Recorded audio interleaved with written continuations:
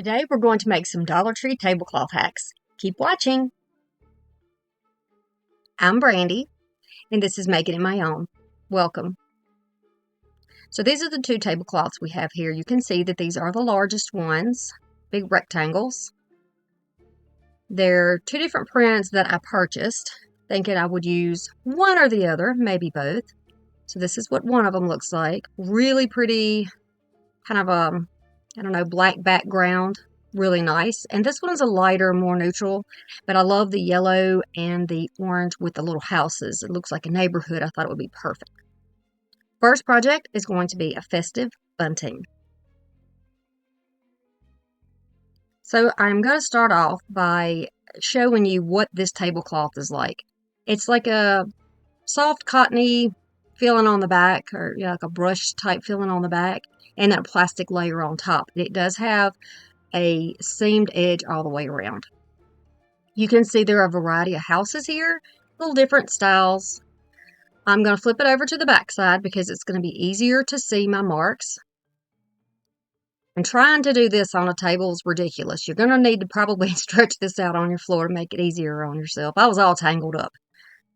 This is an 18-inch ruler, and I am just putting dots on here. Yes, I'm actually using a ruler for this. Can you believe it? Clutch the pearls, girls. Clutch the pearls. I'm going to make enough dots to go all the way across, and then I'm just going to connect the dots with my scissors. If you don't feel comfortable doing this, then go ahead and put your ruler down and draw some lines. If you use large scissors like this, it's kind of easy to just point in that direction and cut it along the way. It doesn't have to be exact. Just get as close as you can to the mark. All right, and so then we have this long strip. We're going to fold that strip all the way over, put our ends together, making sure I got it flattened out, fold it again and fold it again. You can see the edges here are rounded, and we don't want the seam, so I'm just going to take my scissors and cut off that section.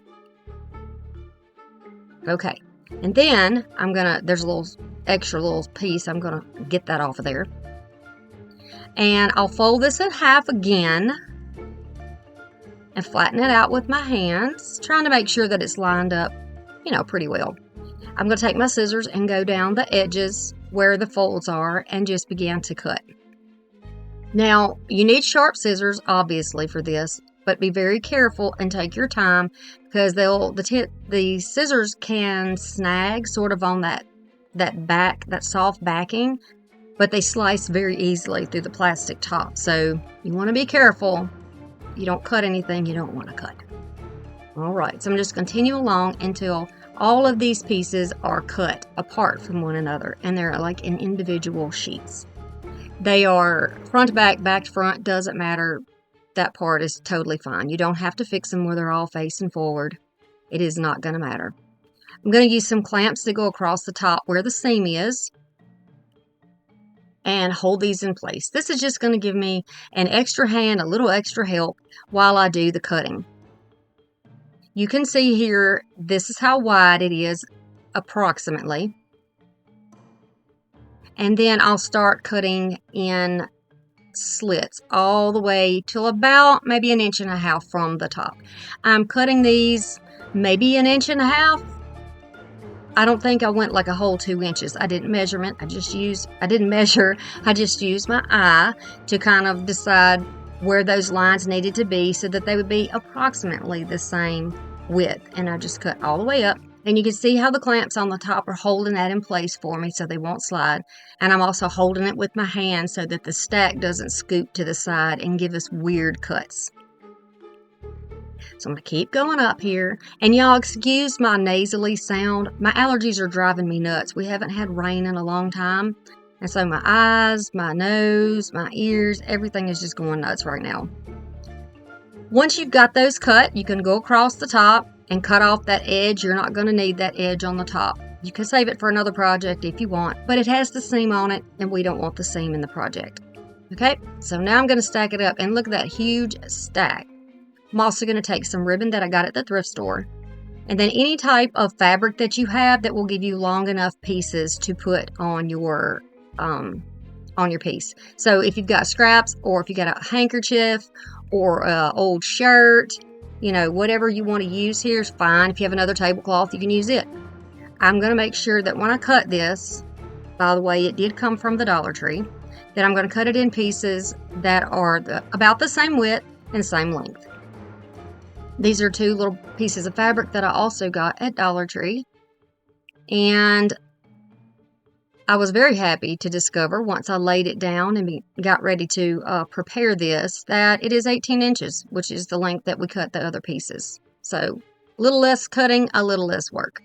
I'm going to cut a little slit and then just pull that piece out. If you don't like a rough edge or the frayed look, you can go ahead and make those cuts yourself to make them perfect if you would like. If you're learning anything in this video, if you like the chit chat, if you're enjoying the content, please subscribe to the channel. And I will thank you forever. I really will. Okay, so we're going to do the orange and then we'll do the yellow, and then we already have the other strips. I'm going to take a piece of cording that I have. You can use baker's twine, you can use jute, whatever you have on hand. We were going to use what we have on hand because this is for last minute, right? I'm also going to take some ribbon there and cut that into pieces that happens to be about the same width. I'll fold each piece over with a little bit of glue on the twine, leaving a tiny gap between each one of those. They won't be sliding freely back and forth. They will be fixed in that position. If you get those overlapping or too close together, then you're going to have a very stiff pennant or banner or whatever you want to call this. And I like mine to be a little more floppy, so it makes a good bend. You'll see what I mean. You'll see what I mean. All right, so I'm going to continue along, and you do this in whatever pattern that you choose. If you want to use just the tablecloth to do the whole thing, you can. If you want to use the tablecloth and ribbon, you can. Just use what you already have in your house. This is last minute. Halloween is like 10 days away, and we need to get decorated, right? So if you decide to use these ribbons and they have wire in them, push up and pull the wire out. It's that easy. It doesn't take anything special to do that. You can put that wire aside and use it in another project. There's always some need for something, right? Put it in the Ziploc bag. It's not going to take a lot of space. All right, so then the ribbons are going to be the same length that we cut the other ones. If you don't get your length exactly right, it won't matter, because after it's constructed, we are going to dovetail the ends to give it a nice finish. And that's when you can make sure everything's perfectly even, if that is what you like. So here's the pattern that I chose to use. And I will repeat that over and over again until I am as long as I want to be on that piece. If you want to count and see how far I went to see how long this is, feel free to do that. If not, in the end screen here, I will show you what it looks like hanging to give you an idea of how long my piece is. Make it as long or short as you want. Make it your own. I love it. I think it's very cute and colorful, and it's just bright. It's like a happy Halloween, right? A happy Halloween, and then it is friendly for all trick-or-treaters, and it won't scare anyone. Now, once you get to the end, go ahead and cut it off. You can leave it long if you want to tie your piece, or if you want to maybe attach it with a nail or a thumbtack or a command strip or hook. All you have to do is take your end piece, fold it back over, and then add a little hot glue. It barely weighs anything. It's not going to pull down on there and give you any trouble. I even used tape to attach mine to show you what it looked like. And that's all you have to do. Very, very simple. And then you'll go back to the other side and do the exact same thing. Just going to open it. Add a little glue right under where your original glue line was, where you attached your piece to the twine, and just glue it in. Simple, simple. Now we have this lush, thick, vibrant piece of Happy Halloween banner. Look, it's so cute. And that is a 54-inch TV, to give you an idea. So this is going all the way across with slack in it for my shelves on my left and my right, just to let you know how big this piece is. Would look really cute across a porch, a door, anywhere. The next piece is a reverse frame art. You're going to use something that you can pull staples with. Here are 2 things I chose. Another piece of that tablecloth, of course. And then a thrift find is this picture. And it's just a winter picture that I like, but we're going to use it we're going to do something different. I'll just tell you that much. There's the measurements for you in case you are wondering. Now we're going to pull out all of our staples. You want to do this carefully because the board that it's on, depending on where you get your piece from, if it's a thrift find or whatever, it may be very thin and it may crack. So just be careful when you pull your pieces out. Mine was pretty sturdy, like a MDF. These are jewelry pliers that I'm using, and also a weeding tool. And then also on the back, they have these pieces. Maybe there was a backing, like a paper backing. You know how they are on some pictures. Could have been there, and that may be why the staples are on there. We'll take those off. And then, when you turn it upside down, you can drop it on the inside, and you have a shadow frame. How about that? I'm going to take this canvas off because I think it's really pretty, and I'm going to use it again in the winter, so you will be seeing this winter in a project. Then take it off and roll it up and set it aside for the next projects that we do this year. Look at that. It's not sticky on the back or anything, and the board is not sticky either. I'm going to use some ink chalk paint. I have had this bottle of ink chalk paint for a very long time. It really goes a long way. Chalk paint is thick. It generally will give you the coverage you need in one coat. It dries fast. It dries down matte. I love it. That's why I use it all the time. But you use what you have. If all you have is acrylics, it's just going to take you more coats to get that full coverage. I'll go all the way around, and I'm also going to get on the inside. You can go ahead and paint your backside too. I left mine undone just because nobody in my house is turning my projects around to see if I didn't. You know what I'm saying? Save yourself some time and paint. They got no business looking behind my projects. Okay, now I'm just going to use my heating tool and go around here and dry it. I missed a few spots, but I do go back and cover it. No worries. Then we're going to take our backing, and this is what we're going to use to kind of guide how much of this tablecloth we're going to need, where we want to put it on here. You want to look before you put it down and make sure, like this, that you have the scene that you like on there. You capture the part of the print that you want. I know that I definitely want those 3 houses in there. So cute. So I'm just going to place it down, fold it over. And then rather than gluing this down, I am going to just use some tape to hold it in place. I'm double checking to make sure that I have got it where I want it. Perfect. I'll trim this down a little bit. And look, this is going to be a mess the way I cut it. I mean, a pure mess. But it's not going to matter because it's going to be on the backside and we're going to fold it over. I'm telling you, for those of you who say, I just have no talent, I just can't craft, I can't do it. Yes, you can. I'm showing you right now how you can do it. I want you to believe in yourself. I want you to have confidence in yourself. Any way that you can build your self-confidence is a good thing. And crafting is fun. And it's proof. You can look back at it and you can say, I did that. I did that and I love it. Right? Find some joy in your life, and if crafting is the way you want to do it, then go ahead and get started. Use some things from Dollar Tree. Grab some things you already have. You might even have a tablecloth at your house right now that you can use for this. Right? Okay. So now I'm just using some 3M black tape. It's like a duct tape.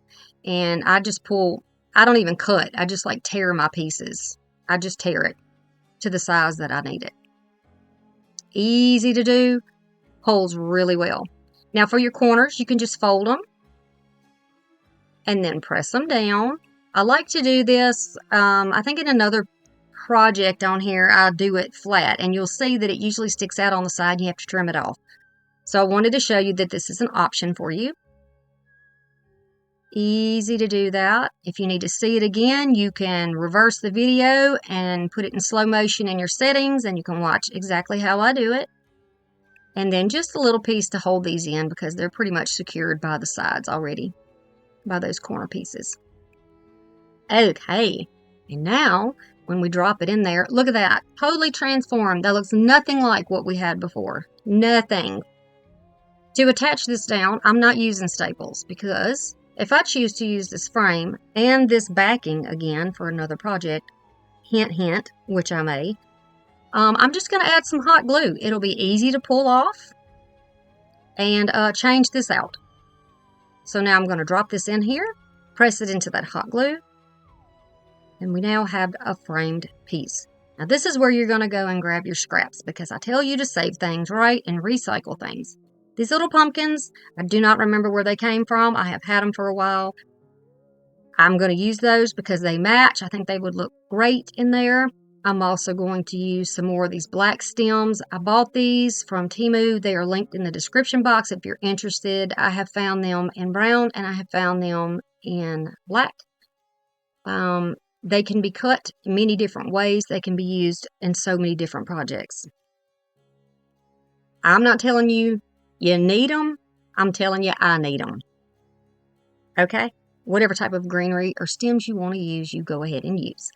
I'm always here to try to help you though, so when you ask, and a lot of times people ask me about these stems, these little branches, that's why I linked them in the description box, so you can find them easily if you would like.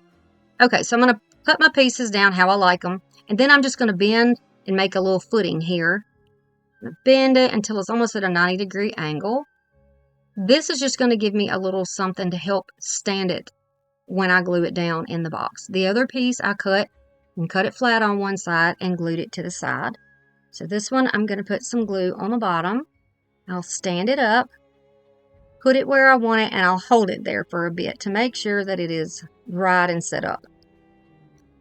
Once it is and it feels secure, I can lay it back and then add a dot of glue where the branch touches the outside. Now I like my pieces to kind of overlap and hang out a little bit. It just gives it sort of a wilder look, sort of a different look, unconventional look, and I like those kind of things. I like to make things, I do make things my own. I know I say it. That is the channel name, but I do. And I want you to do the same thing. You can always grab little pumpkins from Dollar Tree or any other projects that you might have. Recycle them off of something you had last year that you're not going to use, you know. Grab a puzzle piece out of a puzzle that the kids don't use anymore, blocks, whatever you have. Now I can make a branch that came off of the right side. I'm just going to use that to make another tree. And by all the little cuttings that I took off, I can make my own tree that's going to look different and not have the same pattern. So just using a little hot glue and placing it here and there. Look at my little ghosty. Looks like he's flying out of the tree.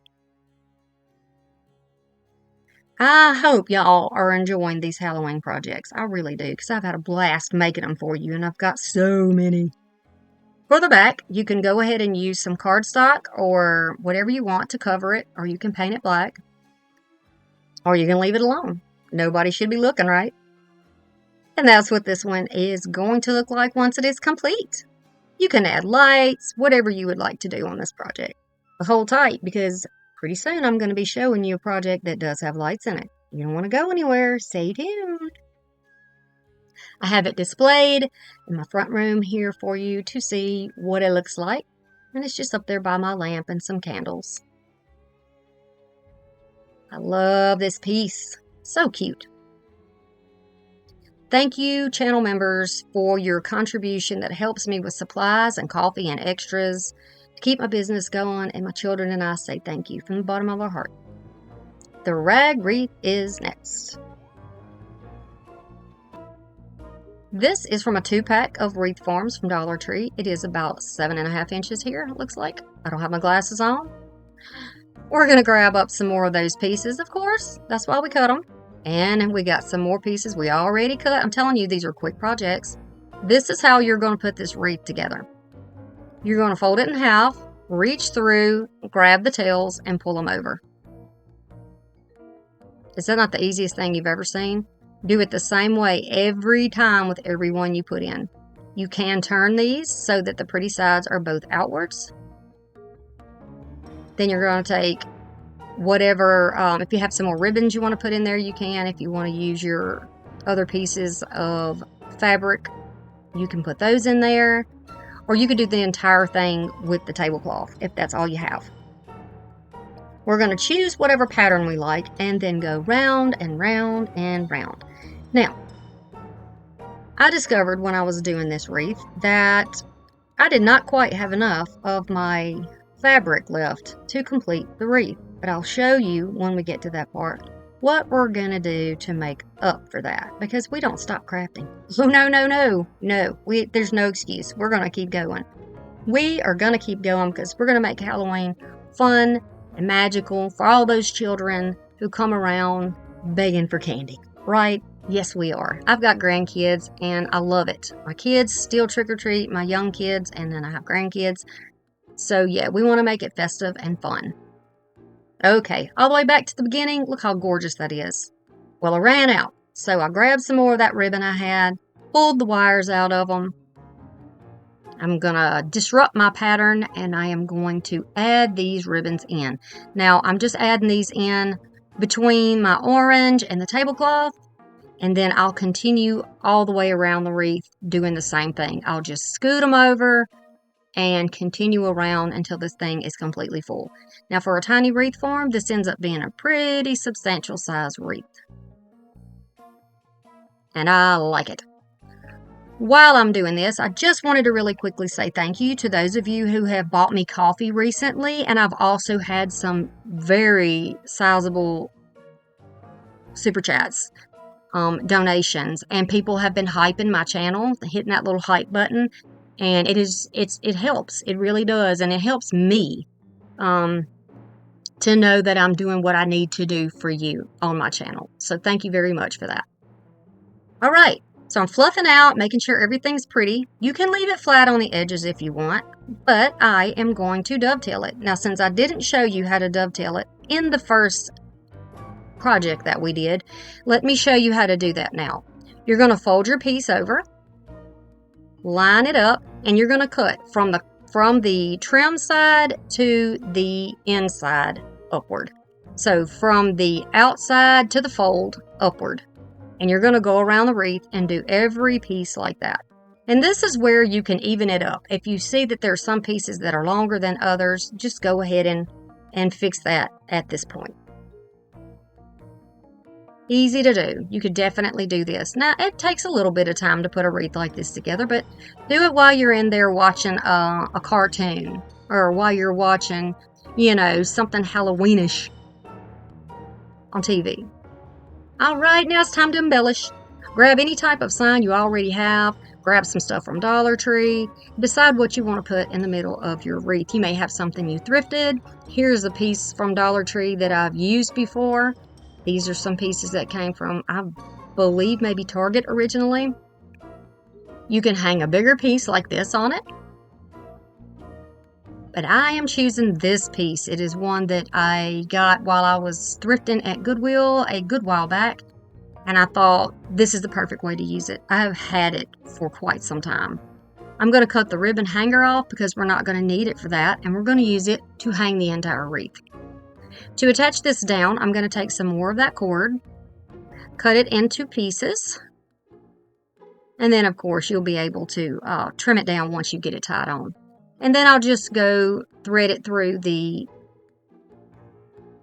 sign and then thread it through the wreath without squishing up my pieces of fabric and the prettiness we put on the outside. I'm just going to kind of feed it through there and then tie it on. You can see, make sure that it's not squishing anything. It's back behind there. It's around the wreath. It's secure. Yes. I'm going to flip it over and I'll just do a double knot. Very easy to do. You don't even have to glue this on. And that way, if maybe you want to use this again next year, but you want to change it up a little bit, you can just cut this off and you can add some other hanger in the middle of it. How about that? That's right. You can use it again. So on this side, it has a little bit of that galvanized metal on there. So, and it's raised a little. I'm just going to fish that through there and then tie it on. And that way, it's not going to cover up or show across the front of that metal. Flip it over, and then tie a double knot, trim it off. Very neat. It is quite secure right there. Yes. So we're going to take that ribbon that we cut off the back.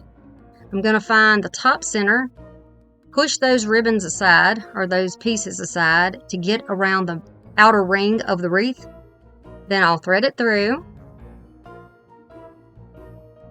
And then just make one knot, and I'll slide that down, slide that knot toward the end of it.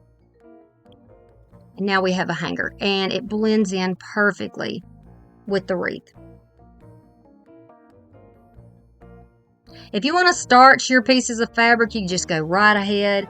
But if you cut them at the right size, they will be floppy, but still hold their shape and just look adorable on your door. Or really wherever you want to hang it. I hung mine from my blanket ladder just to show you what it looks like. It pretty much will hold its form just like I'm showing you, and when the wind blows, when it's outside, it's going to flutter and flicker and really catch your eye. So I hope you enjoyed this one. Next is the treat bag, customizable. Alright, I'm going to use Titebond, but we're going to change it up. I'm going to use some clips, and I'm going to use a scrap of ribbon. This ribbon came from Dollar Tree. It was on a spool for Halloween, showing you how much we have there folded over, so we'll have 2 strips. And then here is a piece of the original tablecloth. We're going to make this about 16 inches wide, 15, 16 inches wide. I don't have my glasses on, y'all, forgive me. And I'm in the closet doing the voiceover, because this is my second time doing it. Yeah. As you can see here, I want to make sure that I get the right measurements. Then I'm going to trim it off, and I'm going to cut it where I have about an inch overlap. Chop, chop, chop, chop, chop. My scissors are trying to snag on that fabric background or backing. All right. So I'm going to fold it over, and I'm going to try to make this look nice and neat. Now, when you use your Loctite, you're going to be using a Loctite that is specifically made for this type of material. And I'm going to put this right here. You can pause it if you need to read that. But we'll pretend like I'm doing it the right way. Okay? Go by my instruction here and pretend like I'm using the right Titebond. I folded it over, pressed it with my fingers to show to be able to see where my line would be, where my fold would be. And then I put my glue down and pressed it into the glue.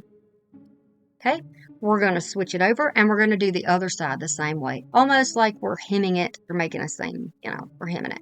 I'm going to add my glue down there. I'm going to fold it over. It's a little extra, and you can see the seam. I will be cutting that seam off because we don't want the bulkiness there.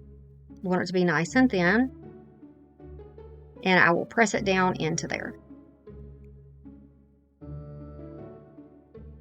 I'm going to cut off my excess and that little seam. We don't need that. We don't want it in the way. All right. Now we're going to be sure that we do the bottom as well. And as I'm doing that, I will tell you that I used the wrong formula Titebond. I did not realize that it would not hold, that it wouldn't dry because this is plastic. There's no way for air to get to it. So it just stays wet. It never dries. So that's why you have to use a specific formula. You can also use E6000 for this. It will work. I went back over mine with E6000, wiped it all up, cleaned it all up, started all over, and used E6000. And it worked fine. But I want to be sure that your bag stays together, because if you go in a neighborhood where they give the good candy, we don't want anybody's bag tearing, right? And you can always use this as a decorative piece as well. It's totally up to you. This is going to be great for light trick-or-treating in your neighborhood, though. Okay, so then I'm folding it where it's going to cross over in the back. So the back middle seam is what we're making. I'm gluing down the bottom half folded over, and then I will put some little clamps on here to help it stay in place. I'll add the glue, and then add glue right here. We're not going to put any on the left top because that's the top of the bag and you don't want to seal it. We're not making pillows. We're not doing that. Press it down. I think everybody knows how to make a pillow. That's why I didn't bother doing that. Everybody knows how to do that at this point. Everybody does it. We're not making a pillow. We're making a bag. So I'm going to press it down. And I tried to line up my pattern as well as I could because, you know, my brain works like that, but you don't have to do that. That's just me. That's just me being extra fussy. But I think it's worth it to not drive myself crazy. So there you go. You can see the top is not glued together. We're going to make little straps for it. You don't need to use a ribbon this thick. I used it because I had it. You can definitely use a satin, like a 1-inch ribbon or, you know, whatever fits good in the hand. So I thought we're going to do a narrow or a wide. And then I thought, let's do a wide strap. So we're going to do one on each side. Now we're working on the back side first. I'm going to add some hot glue on the fuzzy pretty side because this is like a velvet type ribbon. And at a slight angle, I'm going to press it down to the inside seam. Okay, and then we'll do the same thing here on the pretty side. It's flipped over. We're going to flip it over and press that glue down to the table part of the bag. Okay, does that make sense? Slow it down, go back and watch it again if you need to. And then this side for the top, we're going to put it on the pretty side and glue the pretty side right to the inside top of the front side. Wow, that's a lot of words. I think y'all know what I mean though, right? So that's just to get it in place. I'm going to give that just a second for the glue to set up, and then I'm going to go over again with the glue to make sure that I get that close to the top of the bag and the ribbon. And the Cool Temp hot glue does work to hold the straps. It's still holding. I've been using the bag. I had to make sure that I was giving you something that you could actually use and you know, just not be busy with and have to throw it away. So here's the bag empty, and I hung it off the doorknob to give you a look at it when it has nothing in it. And this is, of course, after I fixed it. All right, and then this is what the bag looks like when it is stuffed with a wool throw blanket. So you know how heavy those things are. It is still holding. Still holding, my friends. Still holding. I wouldn't pack a book in there or, you know, anything that heavy. No bowling balls. But, yeah, I think it'll work. Paper chain is next. Not really paper, but that's what they're called. So we're going to call it a paper chain. We're going to take some more of those pieces that we have, and we're going to cut those in half. You can fold them one at a time and cut them in half, or you can stack them up and cut them all at one time. Totally up to you. If you are a Gen X, or if you are above a Gen X, you've seen these before. I don't know if the younger generations have done these in school or had these as school decorations, but we certainly did for every holiday when I was a child. So I thought, let's do it. It's easy, it is super fast, and it is cute. It's cute. It's a simple way to decorate your little porch area for your trick-or-treaters, okay? All right, so here we go. We're going to take those strips, add a little bit of that Cool Temp hot glue, just because it dries fast. It sets up fast. You can use a different glue if you like. It'll just take longer for it to dry. I want the projects to be quick because maybe it's last minute and we forgot. Maybe we've been really, really busy. Or maybe we're getting our grandkids but didn't know that we were going to get them till last minute. Who knows, right? So we're going to keep going. Wrap it. You're going to string it through. Add a little glue. Press it down. This is such an easy project, such a beginner project. Oh, this is so simple. You could do this with family. You can do this while you're watching TV, just like if you're making the wreath. Okay? You're going to continue until you get this as long as you want it, and then here is your chain. This is what it's going to look like. Easy peasy lemon squeezy. Yes, look at that. And you can see how long it is. It is long enough for me to put under my bar, and I will be showing you what that looks like. So here it is under my bar. Excuse the little smudges on the bar. I have a grandson, so I totally did not see that under there. But we won't, yeah, that's just a little extra love on there, right? That's just a little extra love. Okay, so here it is just taped under my bar. I do have a massive size bar, but my sink, I have a farmhouse style sink and it is in there. I have a lot of space. I'm blessed. And I just put some tape underneath, and this is what that chain looks like. Decorative and cute. Now we're going to make a coffee bar hanger. So I'm going to use some school glue. I'm going to use this plaque that I got from Dollar Tree, or it's cutting board, and then another scrap of my tablecloth. You can choose whichever house you want or whichever print you want from your tablecloth, depending on what you have. So I'm cutting out 2 of them to decide which one I think I want to have on there.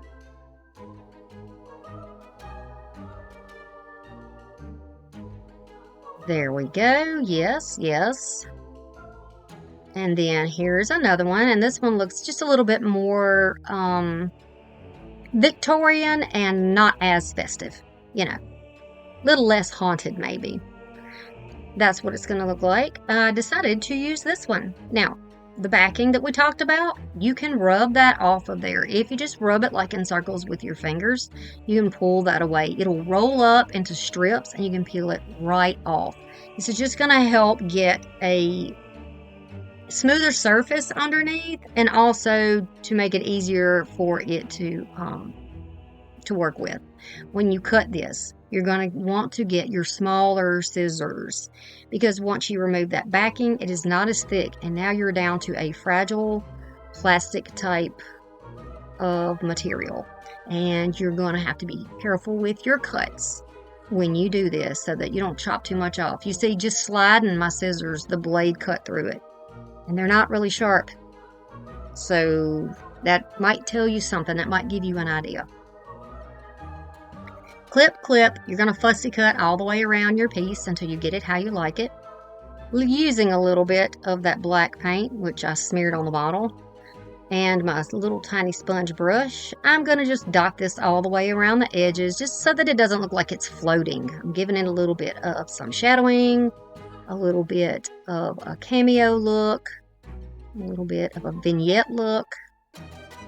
This is, of course, optional for you and the print that you decide that you want to use, whichever tablecloth you grab.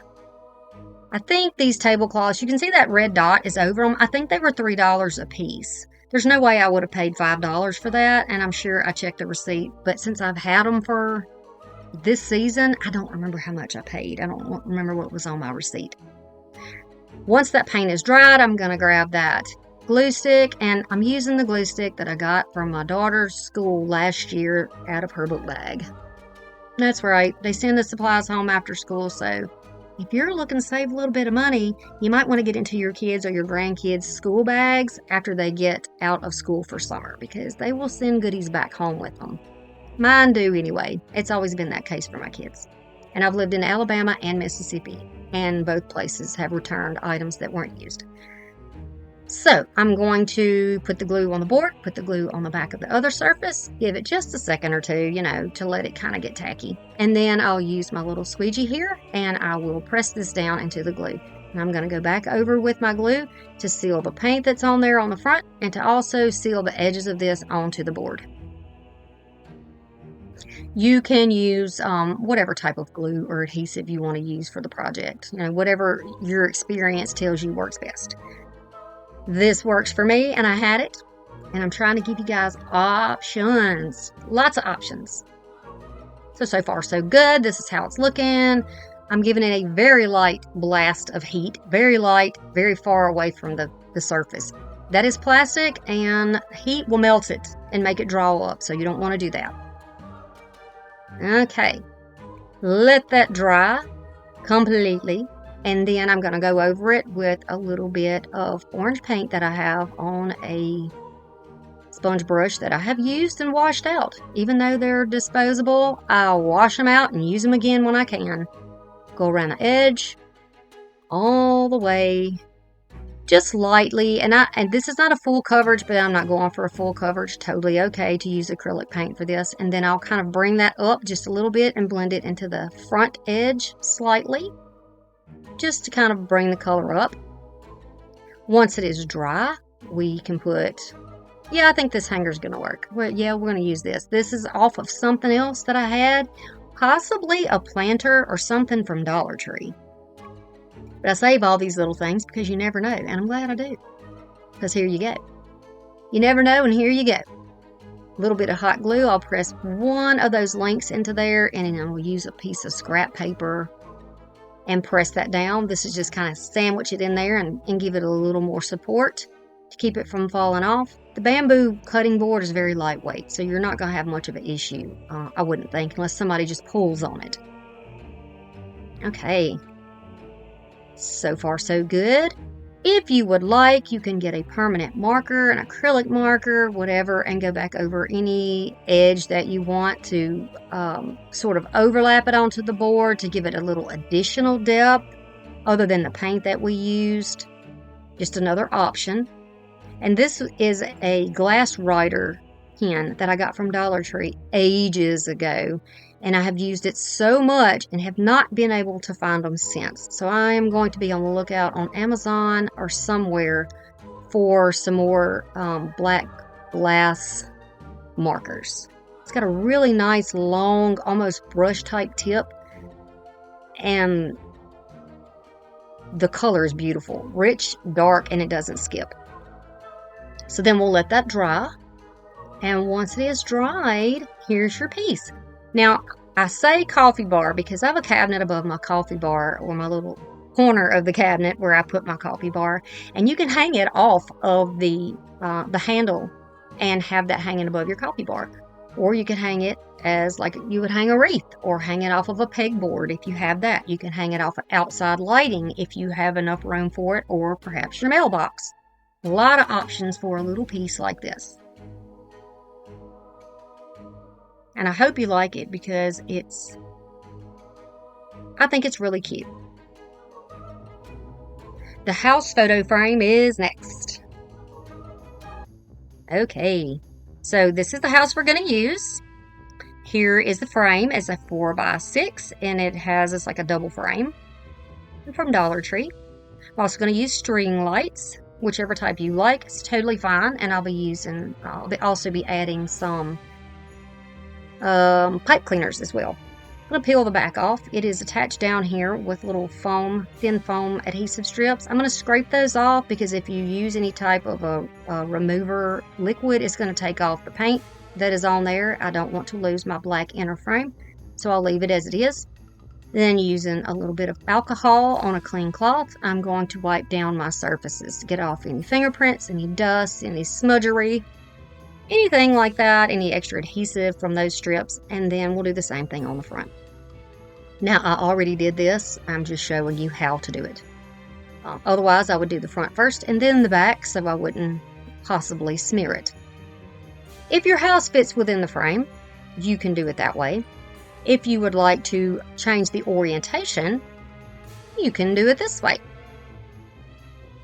And because that is a repetitive pattern in that tablecloth, you'll see the same things over and over again, then I'm not so concerned about the fact that I'm losing part of this house. I don't look at it as a loss. It's a sacrifice. A willing sacrifice. The house gave itself for this project. That's right. Now we're going to cut it down, and I'm just roughly looking at that insert that comes with the picture, because that's what we're going to use as our backing. And I was making sure that I had enough of that tablecloth to hang over so that it can be glued on the back. You don't have to glue it. You could always tape it, whichever process that you want to use. Again, it's all about the options. Make it your own any way you like. I feel like I have to say that because sometimes people try to correct me and tell me what I'm doing wrong, and it's not wrong. There's so many ways to do something, right? There's so many more ways to do something than one way. So you just do it the way that you like it. Okay? All right. So a little hot glue, and I'll fold this over, and I'm sorry I'm smacking, but my mouth is really dry from the antihistamines. So Hope that's not annoying. I realize I'm doing that. I just realized it. I'm going to press that down and then I'll trim it off. No unnecessary bulk, right? Trim, trim, trim. Get that all off of there. And then I'll add a little bit of glue to hold this on the front because it is cut at a weird angle. I'm going to glue that and then I'll trim that off. And I'm going to show you how to fix where we had a little space because sometimes this happens with our projects, right? So you can see that that kind of black night color that's up there does not extend all the way across because it was cut. See here in the corner? Well, I'll show you how you can mimic that and fix it. Grab that little brush, that foam brush, pop it up and down and that so you got almost all of it off. And then starting off extremely lightly. I cannot stress enough, always start light with these paint techniques because it's very difficult to change it once you've got it on there too thick. Just start light, take your time, pounce that up and down, look at the coverage, decide how much more coverage you need, fill in where you need to, and then add more where you need to. I'm going to darken it up. I'm adding a little bit more to it. You don't even have to let this dry in between. And we're going to blend and add until this side looks like the other side. Close enough to perfect for me. Okay, we're going to use 2 little wood blocks, which you can paint with your same black paint, or I'm just going to use a marker to color mine. There are those chenille stems I talked about. And we're going to grab our lights. Then we're going to wrap the lights around the chenille stems. I'm going to leave a tiny, probably 1/2 inch maybe piece on the end that I folded into an L, because that's going to be how we attach it down into the frame. So we're going to twist this around and around, and I'm just looping it where it's about maybe 1/4 inch per wrap. So the space in between is about 1/4 inch. And I'll overlap. And then continue all the way around with this. And then I'm going to use about 1/3 of another chenille stem to complete it, to make sure that it fits around the inside of the frame. And don't worry if it's not wrapped tight. I don't want the bulkiness in there. I don't want to squish down my stem, but I'll show you. You just wrap it back with the wire and it'll be totally fine. Continue around, wrap, wrap, wrap. Trying to get it about the same distance. And this is where I'm checking to see that I have enough or how much more I'm going to need, because they're going to be pressed into the corners, and that's when I said, okay, I need a little more. So I'm going to cut off a piece that's going to fit right here, and we'll twist those together to continue around until we have enough to frame the inside between the 2 black frames. Wrapping, wrapping, and because we have so much, don't cut your light strand now, just the wire. I'm going to wrap it back onto itself. You may have shorter strand of lights and you might not have to worry about it. But if you have a longer strand like I have here, just wrap it back on itself and you'll have even more illumination. Ooh, illumination. There's a nice word for you. Okay. I tickle myself sometimes. Silly. It's silly, the things that make me go, All right, so we're wrapping it back on itself. Wrappity wrap wrap. All the way around until we get back down to that original spot. The idea is to get it back to the original spot, because if you only wrap it on maybe another 4 inches of it, then you're going to have one section that's a lot brighter than the rest of it. We want this to be a continuous look all the way around. Nothing just standing out, just glowing, right? Glowing. So because these pipe cleaners are wired, they're really easy to bend to conform to whatever shape you want them to.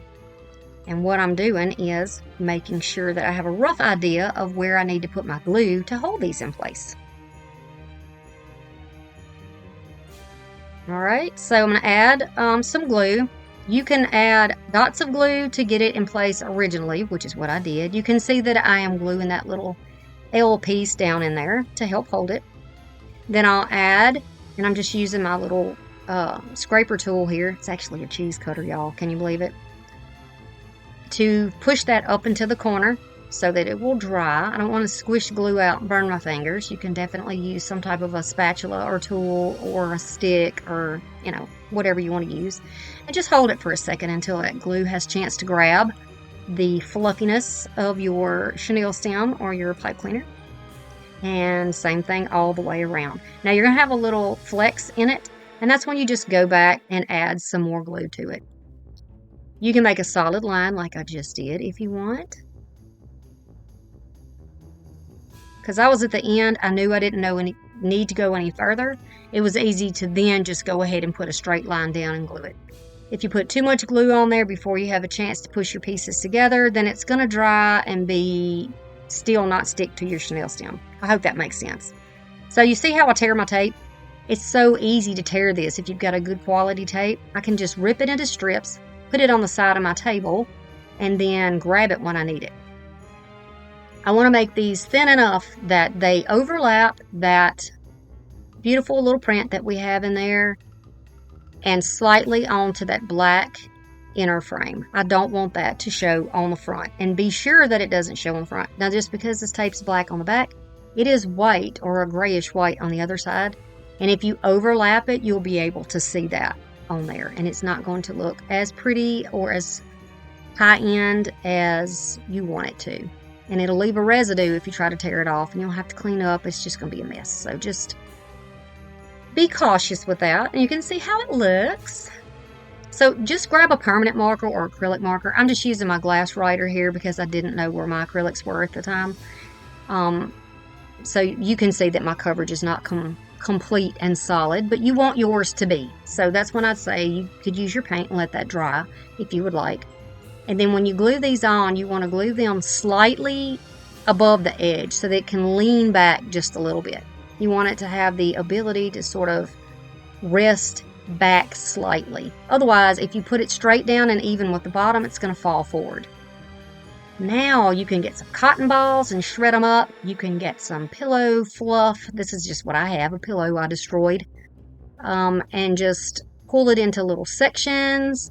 And then in that little space between the frame and the inner frame, we're going to add that. It's going to look, my idea was to look sort of misty, sort of foggy, sort of